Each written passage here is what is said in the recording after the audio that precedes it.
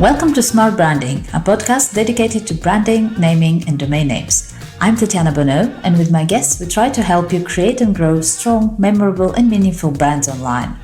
I believe time is one of our most precious assets, and so I want to thank you in advance if you decide to spend the next 30 minutes with us. I promise to do my best to make those worth it. Let's go.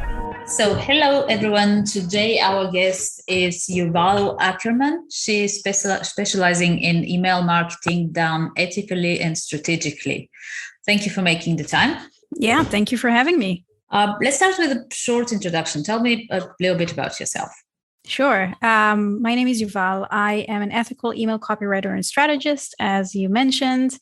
And I work with both personal brands and e-commerce brands to basically sell more and better with their emails. I'm adding revenue, I'm adding ease to companies. And yeah, I'm basically helping companies to nurture a profitable love relationship with their subscribers and email list. Great. And I deal with domain names I mentioned to you earlier, and we've heard that a lot, many times actually over the history of domains, because domains and emails are sort of connected. Like you need a domain name to, send an email. And there has been, at least in my experience with domains, few points in history where people are going, oh, the domain names are dead. Everything is going to be apps, or everything is going to be social networks, or everything is going to be whatever.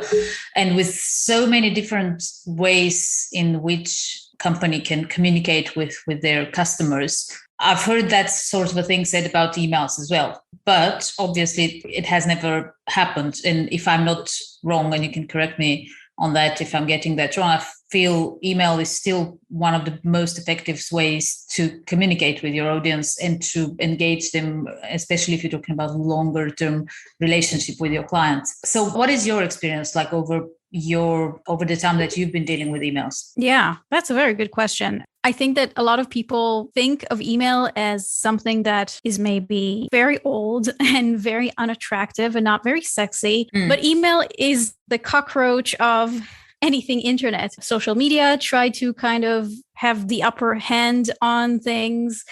Slack even tried to kind of position themselves as the alternative to email marketing. But, come sun, come rain, whichever thing that is trying to diss email marketing, email marketing is still, I think, the most effective way to market your business with the highest return on investment. We're talking about on average anywhere between $36 to $44 return on investment for every dollar that you're spending on it. So that's huge. That is huge. And I don't know any kind of another platform that can guarantee that. Definitely not social media. And I always say to everyone who's willing to listen, email marketing is your way to own the platform. When you're growing a business on social media, great. If you have a massive following, that's fantastic. But what happens not only when social media crashes, that happens, then what happens to your business? If you haven't done the work to actually grow your email list, to have this direct connection to your audience without having a middleman, an algorithm controlling your reach, then your business might be gone in a day, in a minute, without you having any control over it. So email is still something that I think I'm obviously biased, right?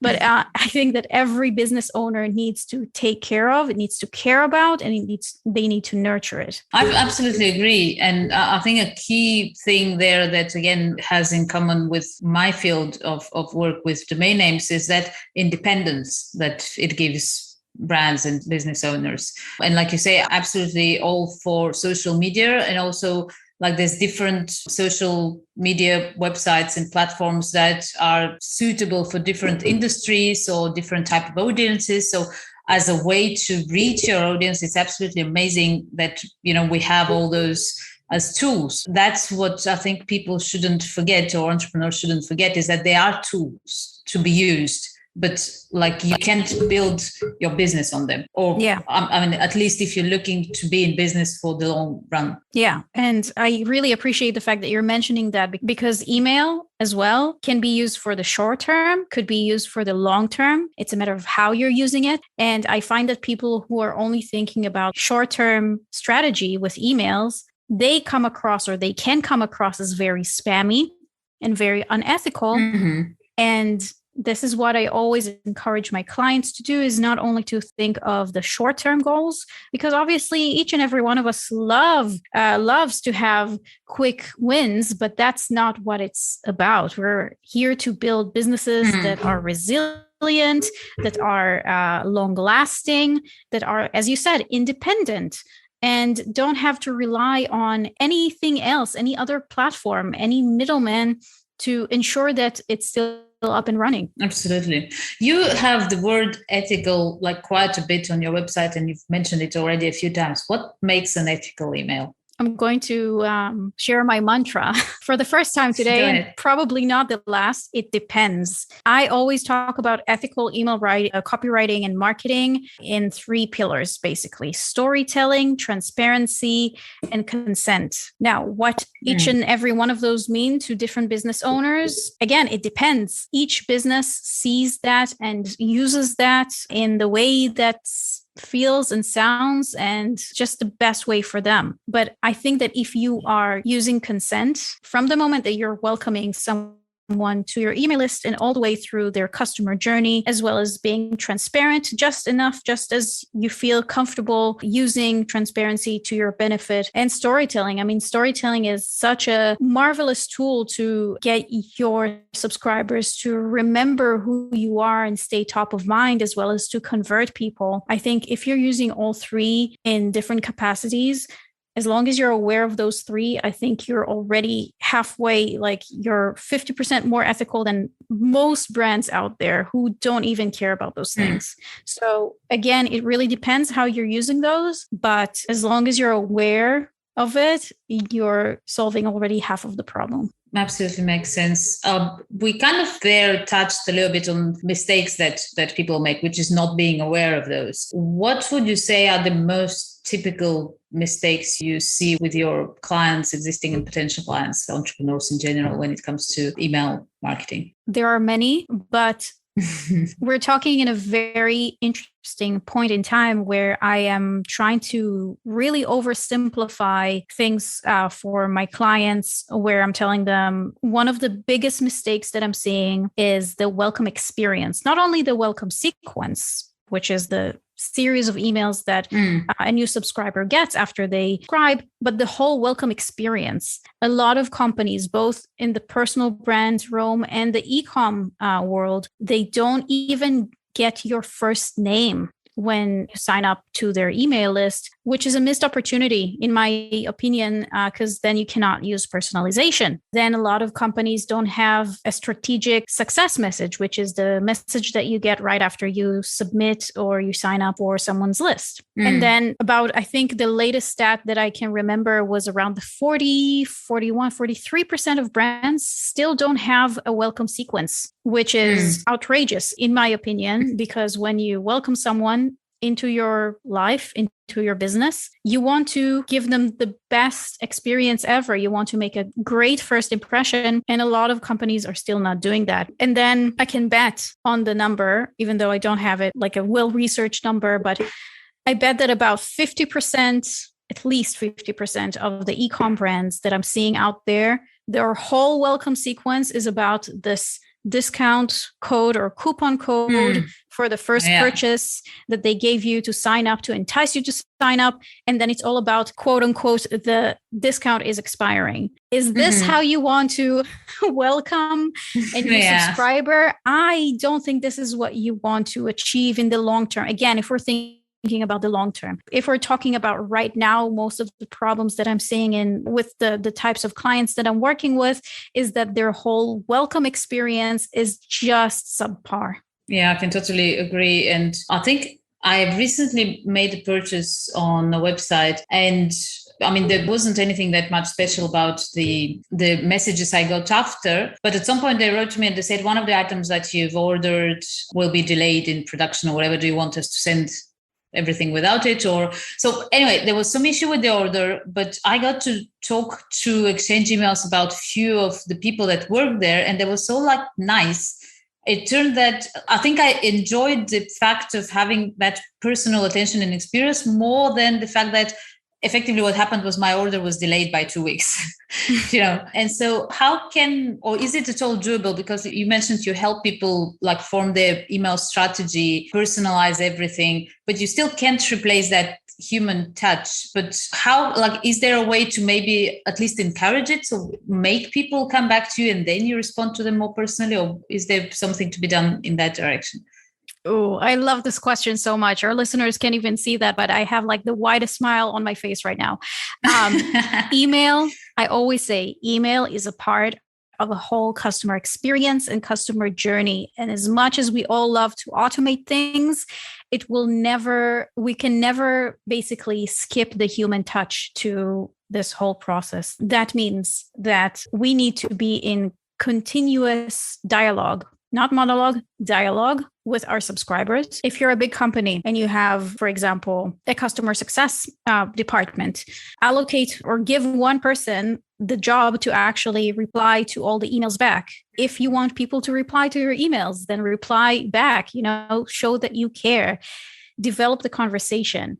If you want people to click on things, links, other kinds of links, then ask people to do that. Ask deliberately, but you have to see it. You have to see email marketing as a conversation, and you have to see it as a part of the whole marketing ecosystem, because you can have the most amazing emails, but if someone wants to reply to you and you don't have that option, if you block the option to reply back to you, already losing half of the battle, and you're already showing that you don't care enough to even reply back. You don't have the capacity, and you have to see email marketing as a part of the customer service, as a part of the customer journey. You have to make sure that your subscribers are cared for from the moment that they open your email all the way up until they get your products and what happens afterwards. So if you're looking at it in a holistic way, if you're looking at it holistically, and you have to also remember that it's extremely personal. With social media, I'm totally digressing, but social media feels like we're talking, one too many. And with email, it's super personal. Most people still feel like email is one of the most personal channels out there. So as you mentioned yourself, Tatiana, when you got that reply, when you had this back and forth with someone who helped you, you weren't even mad at the fact that there was some delay or some kind of a problem with your delivery or with your order. All you cared about is the attention. I always say people pay you with time and attention before they even pay you money. And that's not something that we can take for granted. Absolutely. Please see it as a very personalized experience. I love the way you said it. It really rings true when you said it's not a monologue, it's a dialogue. And a lot of people, like you mentioned correctly, like I can tell you, and I'm sure everybody who's ever ordered something online or subscribed to some service, you have a huge percentage of emails that are like no response at whatever. And how many times I've done that, like I want to respond to that. And you realize it's not even a mailbox where you can respond to, like, what's the point? It's like, I feel offended. It's like you ending up in my inbox, and I can't respond to you. I have to go to the website and look for whatever. It's just crazy. And again, I'm drawing parallels with domain names, because obviously that's, what I'm passionate about, but very similar to what you just said, that people are paying you with their time and attention before you get to their wallet. A very similar thing I say oftentimes about domain names, where it's like, sure, if your company is called, I don't know, example, and you are on weareexamples.net/whatever, you can survive, you can live with it. But basically, it's like you're saying, I'm going to put that on my client's back to remember that and to work that out and to make sure they write it every time. And it's like, I don't have a problem with that. And it's disrespectful to your clients because that's their time, and their effort every time. Yeah, I feel you.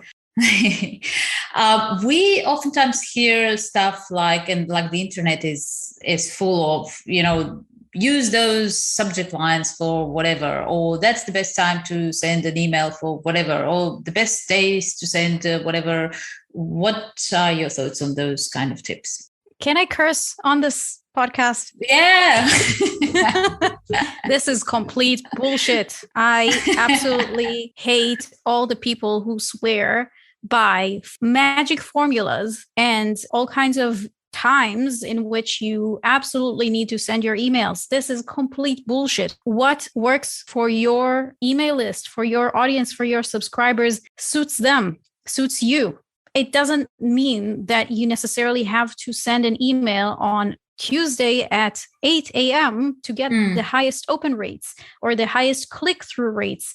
No, it's about setting the expectations with your subscribers from the get-go, from the moment that they step into your world. And it's about nurturing that one-on-one connection with your subscribers. I also want to drop some kind of a truth bomb here. I don't know how many people know this, but open rates, email open rates were never a reliable statistic, and they're becoming less and less reliable as I speak right now. I can already see that I cannot even see who opens my own emails or my clients' emails as accurately as a few months ago. And so this is not something that you need to even care about. You need to care about click rates.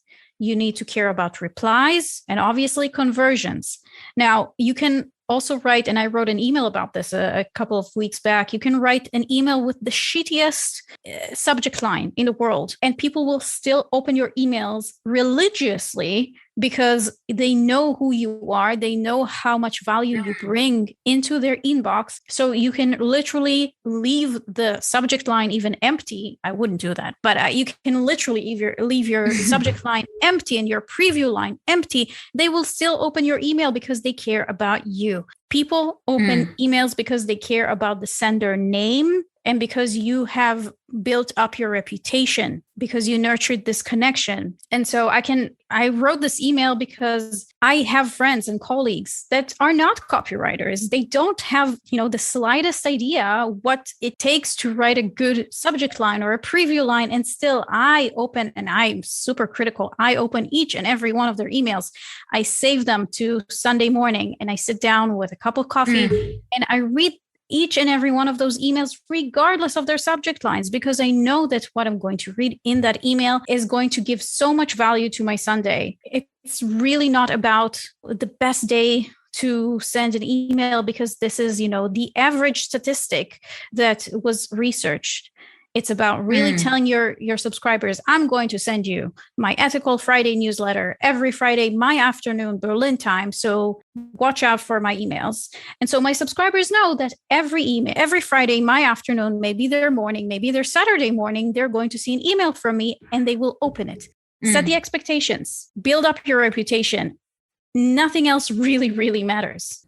I'm amazed as you were talking now that there isn't, because like you have CRM systems where you can set a time when an email is sent, but I've yet to see, and maybe it's just me that missed it, like when you subscribe to some service, can you specify the day and time where you want to receive those emails? Because obviously on the other end, that's a doable thing. That would be a cool thing to do. There would be so many cool listening things. And wants to develop that.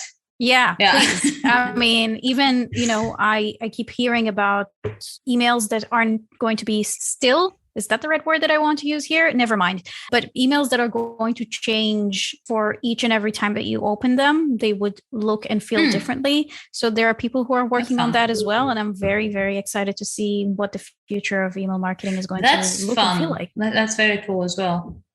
There's so much, things that you can do because like we started the conversation with, it's so old email, but there's still so much to do there, especially with the way we can personalize things now with data. It's crazy. So that's very exciting. Who would be or who is your ideal customer? Like if from our audience, people listening, what would be the right? Is there like an industry, size of company who can benefit from your services?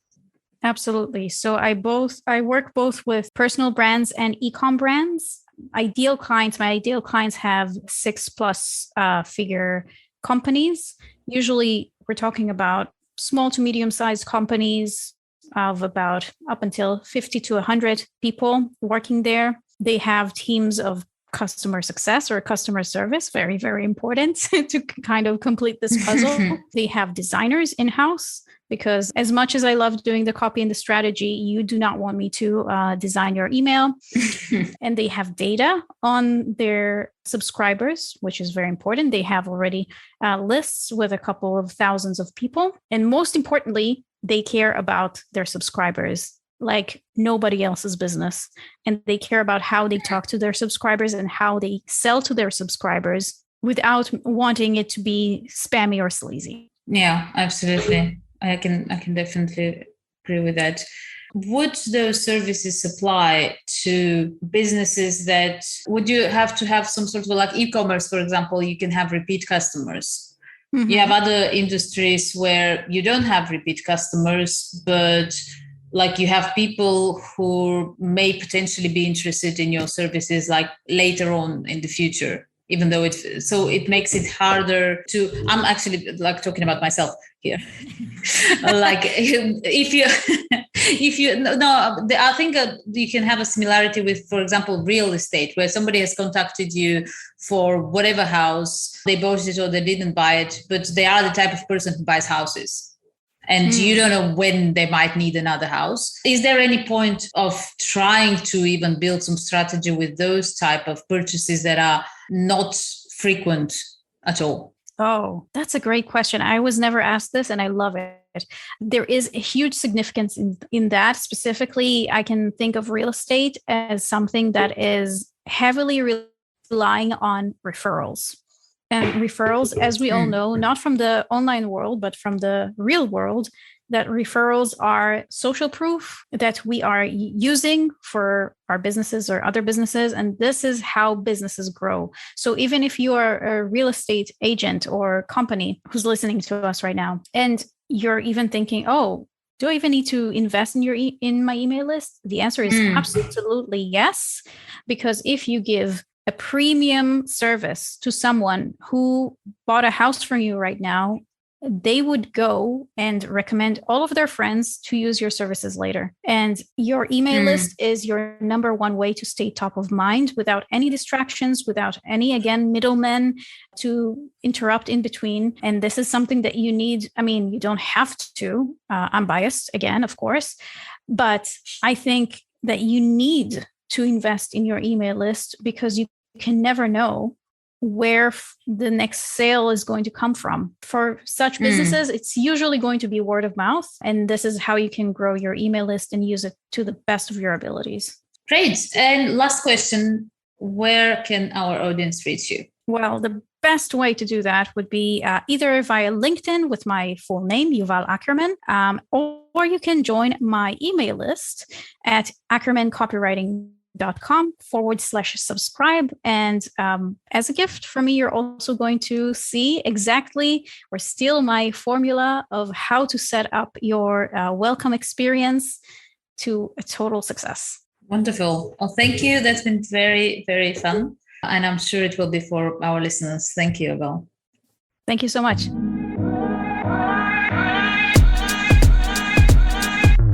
Thank you for joining us in this episode of Smart Branding Podcast. Feel free to visit smartbranding.com for more information and reach out if you have any suggestions, questions, ideas, or just want to learn more about how a good domain name strategy can help you build a strong and successful brand.